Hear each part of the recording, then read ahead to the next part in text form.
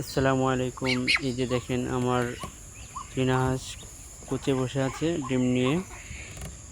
এটা নিচে প্রায় 10 থেকে 15টা ডিমের মতো আছে।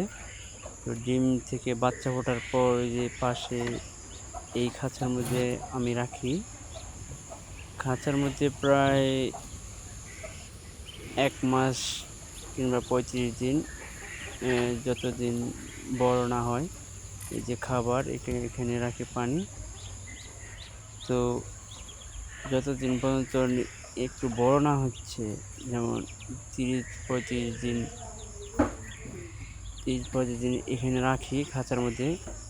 তারপর খাঁচা থেকে 30 দিন পর বাইরে একটা ছোট্ট খাঁচা আছে, চারিদিকে নেট দেওয়া। আবার ভিতরে একটা ছোট্ট করে একটা গর্ত করছি। গর্তের মধ্যে পানি যাতে সবসময় থাকে সেজন্য সিমেন্ট দিয়েছি।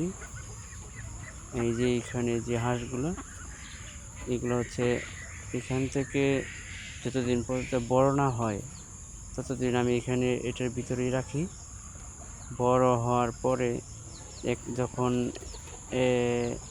একবার বড় হয়ে যায়, এখানে রাখার উদ্দেশ্য হলো এখান থেকে ছেড়ে দিলে অনেক সময় কাক আছে বা অনেক কিছু আছে, মেরে ফেলে। এই জন্য এটার ভিতরে রাখি। এইটা থেকে বড় হওয়ার পর এই যে আমার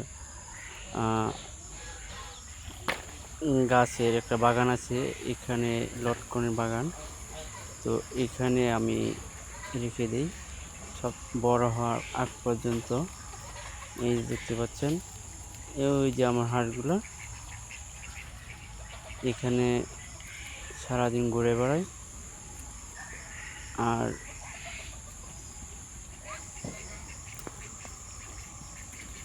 তো যাদের জায়গা স্বল্পতা, কম জায়গার মধ্যে, বা অনেকে আছে যারা ওই হাঁস রাখতে পারেন না বা টিকাতে পারেন না, তাদের জন্য আমার এই পদ্ধতিটা আপনারা সহজভাবে পালন করতে পারবেন। আমার এই পদ্ধতি ব্যবহার করলে, মানে ডিম থেকে ডিমের উপর নেটের ভিতরে বাচ্চাগুলা 30 দিন রাখবেন। 30 দিন রাখার পর বাইরে একটা ছোটো খাঁচার মধ্যে রাখবেন, আর তারপরে বড় হওয়ার পরও এইভাবে ছেড়ে দেবেন। তো এই হলো আমার সহজ একটি পদ্ধতি আপনাদেরকে শেয়ার করলাম। তো ভালো লাগলে লাইক শেয়ার দেবেন। আসসালামু আলাইকুম।